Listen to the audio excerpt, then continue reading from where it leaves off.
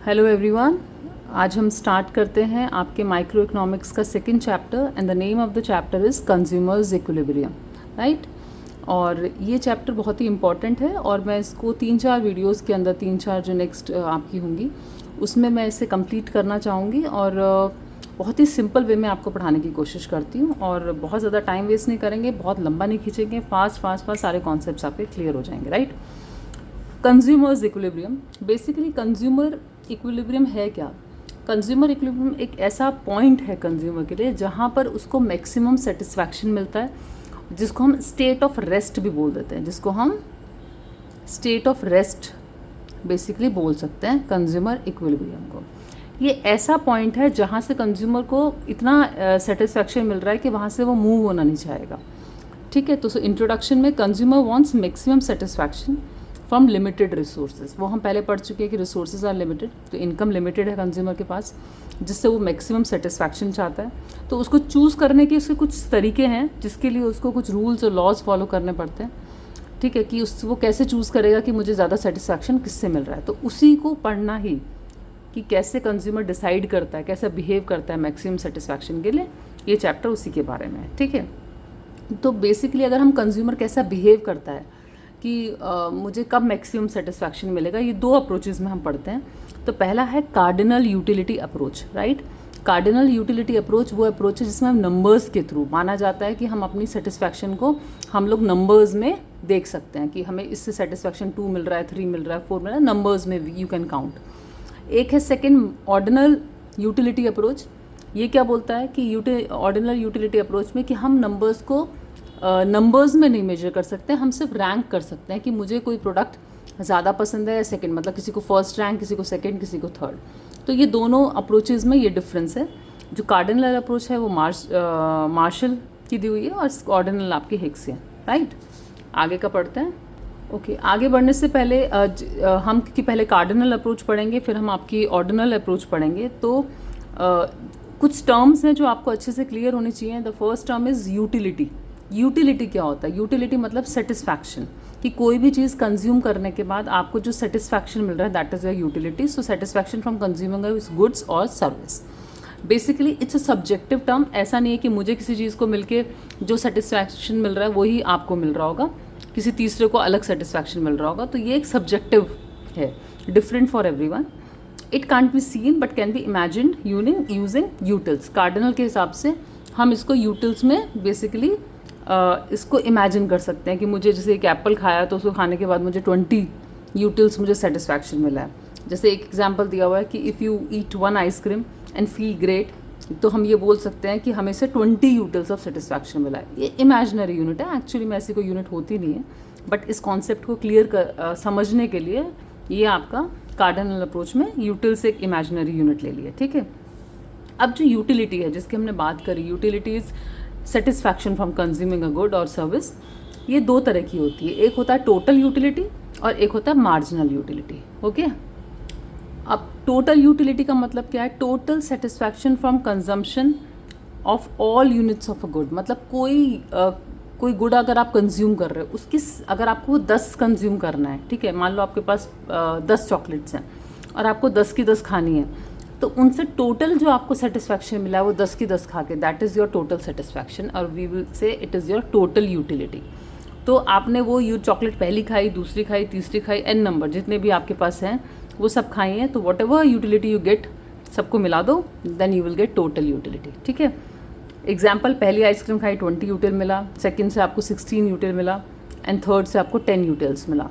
तो ये जो यूटिलिटी आपको मिली है यूटिल्स में, because we are counting it, तो वो that is your total utility. तो इट इज़ ए 46 अगर हम तीनों को टोटल कर लें, ठीक है। ओके, नेक्स्ट है आपकी मार्जिनल यूटिलिटी।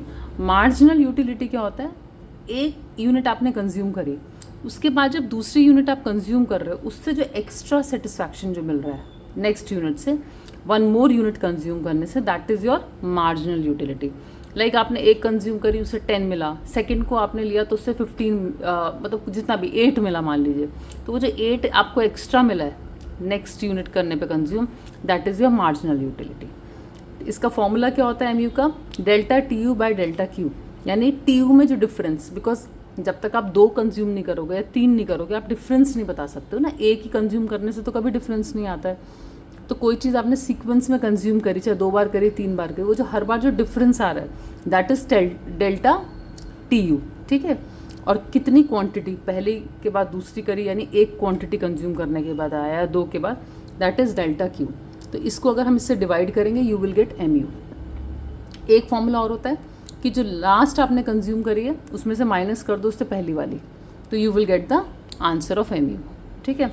एग्जाम्पल देख लेते हैं। मान लो आपने TU है आपका, 2 आइसक्रीम खाने के बाद आपको 36 यूटिल्स में आपको सेटिस्फैक्शन मिला इसका।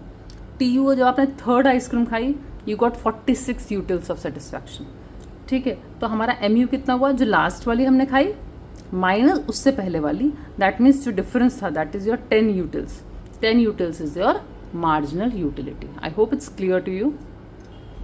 ओके, अब बहुत इंपॉर्टेंट कॉन्सेप्ट है, this is relation between TU and MU। बहुत चांसेस हैं आपके एग्जाम में इसके आने के, तो ये आप बहुत ध्यान से सुनिएगा। और ये बहुत आगे तक, ये रिलेशन जो टोटल और मार्जिनल का है ये आगे तक चलता है, तो ये पहले ही क्लियर कर ले तो बेटर है। इसमें ये क्या बताता है कि TU और MU हमने अभी पढ़ा, उन दोनों में क्या रिलेशन है। ये बोलते हैं कि जैसे जैसे हम अपनी यूनिट्स को, देखो आप कंज्यूम कर रहे हैं, पहली यूनिट मैंने चाहे वो आइसक्रीम का मान लो, पहली ली, दूसरी ली, तीसरी, चौथी, पाँचवीं, छठी, तो पहले MU को देखो, तो पहली यूनिट से मुझे कितना सेटिस्फैक्शन मिला 20, दूसरी से मुझे कितना मिला 16, थर्ड से आई गॉट 10, देन फोर्थ से 4, 5 से 0। मतलब मेरा जो सेटिस्फैक्शन है वो धीरे धीरे क्या हो रहा है, कम हो रहा है। आप रियल लाइफ में भी देखोगे, कोई भी चीज़ अगर आप फर्स्ट टाइम कंज्यूम करते हो तो आपको बहुत सारा सेटिस्फैक्शन मिलता है उससे। अगर आप गर्मी में थके हुए आए हो, आपको आते एक आइसक्रीम मिल जाए, तो जो सेटिस्फैक्शन उससे मिलेगा, फिर सेकंड एक और मिल जाए, वो थोड़ा सा उससे कम होगा, फिर एकदम इमीडिएटली थर्ड भी मिल जाए, वो थोड़ा सा और कम होगा, देन फोर्थ आइसक्रीम इमीडिएटली फिर उसके बाद मिल जाए, तो उतना सेटिस्फैक्शन तो नहीं होगा ना, कंटिन्यूसली आपका सेटिस्फैक्शन डिक्रीज़ हो रहा है। तो एक ऐसा भी पॉइंट आएगा जब आपको बिल्कुल सेटिस्फैक्शन नहीं मिलेगा, तो उसे बोलेंगे ज़ीरो। जैसे 5th यूनिट कंज्यूम करने पे 0 सेटिस्फैक्शन, तो वो MU कितना है, 0, उससे कोई सेटिस्फैक्शन है। इनफैक्ट उसके बाद भी अगर फोर्सफुली आपको दी जाए कोई चीज़ तो वो नेगेटिव में चला जाता है बच्चे। तो नेगेटिव में गया तो यानी डिसयूटिलिटी होगी, मतलब वो आपको यूटिलिटी तो थी नहीं, डिसयूटिलिटी, इट्स अ नेगेटिव। तो MU आपका किस तरह दिखा रहा है, कम हो रहा है। बट TU आपका कभी भी माइनस में नहीं जाएगा, और डिक्रीज जो होगा वो पॉजिटिव ही रहेगा, मतलब नेगेटिव नहीं होगा, क्योंकि that is total of MU। तो पहला TU क्या होगा, 20 MU था तो 20, सेकेंड यूनिट लेने पे आपको दोनों को ऐड कर दो, पहली यूनिट का सेकंड का, तो यू विल गेट 36। थर्ड में आप ये तीनों को ऐड कर दो, यू विल गेट 46। फोर्थ में you will add these 4 units का 50, फिर और क्या 50। और इसी को जब हम ग्राफ में प्लॉट करेंगे तो इस तरह का कुछ ग्राफ आपका बन के आएगा। तो अब आप ये देखोगे कि क्या रिलेशन है, वो मैं आपको शो करती हूँ कि जब तक मेरा MU, ये MU का ग्राफ बन गया है और ये मेरा TU का बन गया है, ठीक है। तो आप यहाँ क्या नोटिस कर रहे हो, आप नोटिस कर रहे हो कि TU तो देखो बढ़ रहा है, 20, 36, 46, 50, ठीक है। इंक्रीजिंग रेट से नहीं है कि इतना स्पीड से नहीं बढ़ रहा, चाहे बढ़ रहा है चाहे डिक्रीजिंग रेट से बढ़ रहा है। तो ये इंक्रीजिंग वाला पार्ट TU का होगा, यहाँ तक क्लियर है, ये मेरा इंक्रीज कर रहा है यहाँ पे, ठीक है। इसके बाद TU जो है क्या हो गया, कांस्टेंट हो गया, ये अपना मैक्सिमम पॉइंट पे पहुँच गया TU, और उसके बाद TU मेरा डिक्रीज होना शुरू हो गया। तो ये है TU का ग्राफ। देन MU आप देखेंगे कि MU यहाँ से लेके यहाँ तक मेरा पॉजिटिव है। कब तक है, जब तक मैं इसकी 4th यूनिट कंज्यूम कर रही हूँ तो इट इज़ पॉजिटिव। कम हो रहा है कंटिन्यूसली, क्योंकि हर यूनिट जो मैं कंज्यूम कर रही हूँ मुझे उतना सेटिस्फैक्शन नहीं दे रही जितना फर्स्ट यूनिट दे रही थी या फिर सेकेंड दे रही थी, तो वो धीरे धीरे कम हो रहा है। एक पॉइंट आया है जब ये मेरा सेटिस्फैक्शन 0 हो गया एकदम 5th यूनिट पे, मतलब कोई सेटिस्फैक्शन नहीं मिल रहा, और उसके बाद ज़बरदस्ती जब मुझे आइसक्रीम दी गई तो वो नेगेटिव हो गया। तो इन दोनों को अगर मैं कंपेयर करूं तो रिलेशन क्या निकलता है कि जब तक मेरा ये पॉजिटिव है MU, ये ध्यान रखना है, first point is when MU is positive your TU will increase, ठीक है। सेकेंड, व्हेन MU इज़ 0, जब आपका MU 0 हो जाता है then your TU is at maximum point, ठीक है, जिसको बोला सैचुरेशन पॉइंट भी बोल सकते हो, पॉइंट ऑफ सेटाइटी भी बोल सकते हैं, कि जहाँ मैक्सिमम आपको सेटिस्फैक्शन मिल रहा है। इसके बाद मेरा MU जो है वो नेगेटिव हो गया, और जो TU है वो गिरना शुरू हो गया, क्योंकि मेरी डिसयूटिलिटी स्टार्ट हो गई है। I am not getting any additional utility और satisfaction from consumption of any more units. Clear. I hope ये आपको मैंने बहुत अच्छे से समझाया है, और अगर आपको लगता है कि कुछ और चेंजेस की मेरी वीडियोस में ज़रूरत है, प्लीज़ कमेंट करिए। जो टॉपिक आप बोलेंगे मैं उसको बनाऊंगी। अगर आपको कुछ और भी एक्सप्लेनेशन और डिटेल में चाहिए या कम चाहिए, और you want some notes type, तो डेफिनेटली मैं ट्राई करूँगी आपको देने के लिए।